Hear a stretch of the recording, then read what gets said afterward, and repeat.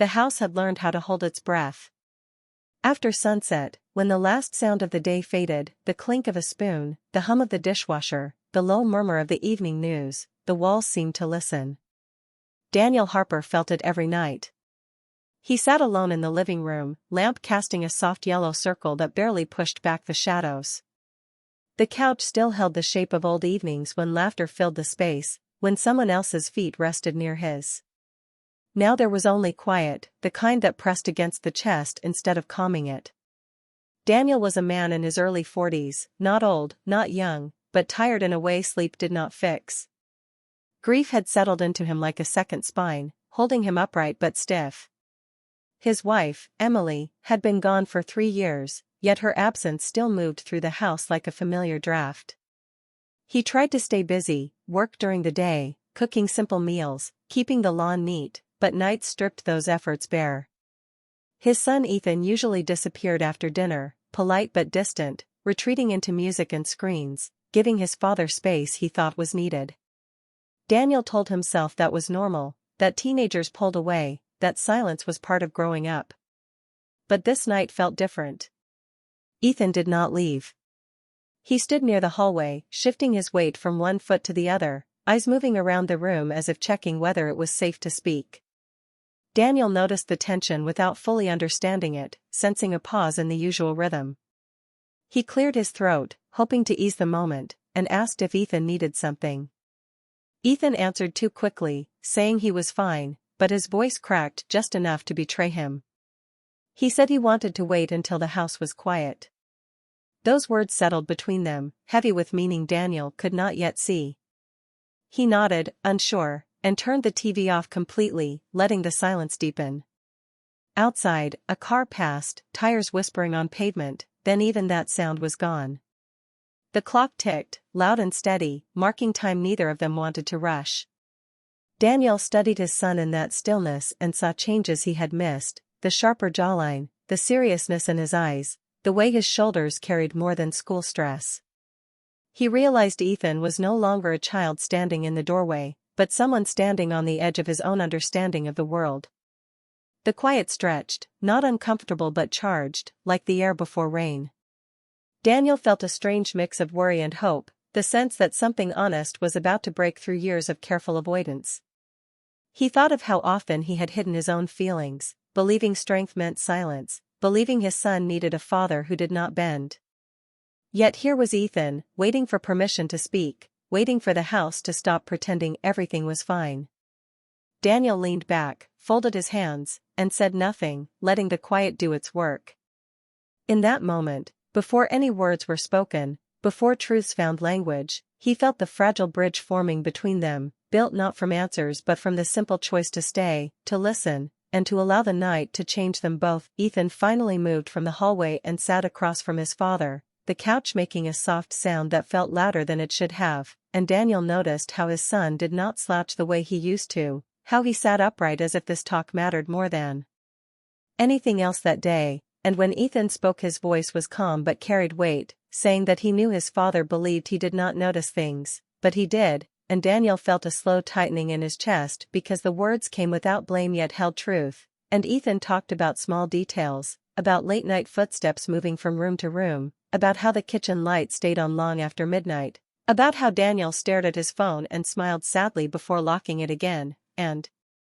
Daniel wanted to interrupt, wanted to protect himself, but something in Ethan's steady tone stopped him, and then Ethan mentioned Claire Reynolds, the neighbor with the warm smile and quiet kindness, and Daniel's breath caught because he had not realized anyone had seen that moment when his eyes lingered too long and his heart reacted before his mind could stop it, and Ethan quickly said he was not angry and not uncomfortable, only honest, and that honesty hit harder than any accusation could have, because Ethan said he missed seeing his father truly alive, said the house felt frozen in a past that could not return, said that love did not end just because loss happened, and Daniel listened as his son spoke about school, about friends who had parents dating again, about how grief did not mean life was over, and Daniel realized his son had been thinking deeply, quietly, carrying concerns he never shared, and as Ethan spoke faster now, as if afraid courage might fade, he said he did not want to grow up watching his father slowly disappear into routine and silence. did not want memories of home to be shaped by absence. Instead of warmth, and Daniel felt tears forming but did not stop them, because this was not weakness, this was truth finally spoken aloud, and Ethan said something then that stayed with Daniel long after, saying that love was not something that replaced another love, it was something that added to who you were, and that sentence felt like a door opening in a dark room, letting light in without pushing the shadows away completely, and Daniel realized his son was not asking him to forget Emily. Not asking him to erase the past, but asking him to accept that the future was still waiting, and as Ethan finished speaking, his hands trembled slightly, revealing how much courage this conversation had required, and Daniel reached out instinctively, placing his hand over Ethan's, grounding both of them in the moment, and the silence that followed was no longer heavy but gentle, like a pause meant to be respected, and Daniel understood that this talk was not just about him, but about the bond between father and son changing, becoming more honest, more equal, and as he looked at Ethan, he saw not a boy giving advice, but a young man offering understanding, and that realization filled Daniel with pride and sadness at the same time, because growth always carried both, and in that single, uninterrupted conversation, the distance they had unknowingly built over years of quiet grief began to close, not with dramatic promises or clear answers, but with shared truth spoken plainly, leaving both of them changed in a way neither could undo. Ethan took a breath that seemed deeper than any before and said there was something else, something he had not shared, and Daniel felt a quiet fear rise but stayed still, letting his son lead, and Ethan reached for his backpack with careful hands as if the moment could break if rushed, pulling out a small stack of envelopes tied with a simple string, and Daniel immediately sensed these were not ordinary papers because they carried weight, because Ethan held them like something fragile and important. And Ethan explained quickly, words moving fast now, that during nights when the house felt heavy and his father looked distant, he did not know how to help, did not know how to say the right thing, so he chose to write instead, and Daniel listened as Ethan admitted he had been afraid his father was slowly fading into sadness, afraid that silence was becoming a habit that might never end, and Ethan said he wrote one letter each time he felt that fear, each time he saw Daniel sitting alone too long, each time laughter felt like a memory instead of a possibility, and Daniel took the top envelope, his name written in careful handwriting, and when he opened it his hands shook because the words inside were simple but powerful, telling him it was okay to miss, okay to feel pain, but also okay to smile again, and that he was still needed, still loved, and as Daniel read, tears slipped down without warning, not loud, not dramatic, but steady, and Ethan kept talking, explaining how writing helped him understand his own feelings too, how it made him feel less helpless, how it gave him a way to speak when his voice felt small, and Daniel realized his son had been grieving quietly as well, not only missing his mother but missing the version of his father who once laughed easily, and that truth struck Daniel harder than any loss before, because he saw how his pain had shaped Ethan's world, not intentionally, but deeply. And Ethan said he never meant for Daniel to read the letters all at once, that they were not meant to pressure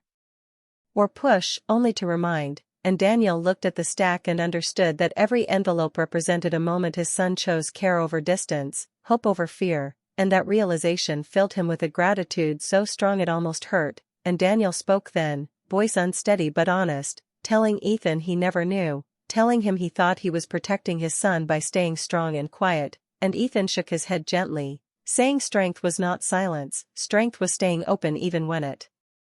hurt, and in that exchange something shifted, something healed slightly, because both understood each other more clearly than ever before, and Daniel realized that his son had grown not just in age but in empathy, and that love had been working quietly in the background all along, shaping them both, and as Daniel held the letters against his chest, he promised nothing dramatic, only that he would try to live more fully. Not for anyone else, but because life still mattered, and Ethan smiled then. A small relieved smile, because that was all he had hoped for, and the room felt lighter, not because grief was gone, but because it was finally shared, and in that single moment, father and son stood together in truth, connected by words written in silence and spoken at last. After Ethan went to his room that night, Daniel stayed in the living room holding the letters, letting the quiet return in a new way, softer now, less heavy. And as he stood by the window he noticed the light across the street turn on in Claire Reynolds' house, a small ordinary moment that suddenly felt meaningful, and for the first time in years the thought of another person did not bring guilt or fear but a calm curiosity, and Daniel understood that moving forward did not mean leaving anything behind, it meant carrying the past with care instead of letting it weigh him down. And the next morning he woke earlier than usual with a sense of purpose that surprised him, moving through his routine with clearer focus, noticing the warmth in the air, the sound of birds, the quiet strength in simple moments. And when he saw Ethan at breakfast there was an unspoken understanding between them, a shared knowledge that something important had shifted. And later that day Daniel stood outside Claire's door, heart beating fast, not because he expected anything certain but because choosing to try felt brave. And when she opened the door her smile was easy and kind, not rushed, not questioning, and their conversation was simple at first, about the weather, about the neighborhood, but beneath it was honesty, two people aware of time passing, aware of loss and hope existing side by side, and Daniel felt himself relax, realizing connection did not demand perfection, only openness. And when he returned home Ethan noticed the change immediately, not in words but in posture, in expression, in the way his father moved through the house with lighter steps, and that night the house felt different again. Not loud, not crowded, but alive in a quiet hopeful way, and Daniel read one of the letters before sleep, not because he was sad but because it reminded him of what mattered, and as days passed he allowed small moments of happiness without questioning them, allowed conversations with Claire to grow naturally, allowed himself to imagine a future that held room for both memory and possibility, and Ethan watched with relief and pride, knowing his father was not alone in his own heart anymore, and the silence that once felt empty now felt like space to breathe, to heal, to grow, and Daniel realized that love did not return suddenly or dramatically, it arrived slowly through choice, through courage, through listening, and in that understanding the house finally rested, no longer waiting, but welcoming whatever came next.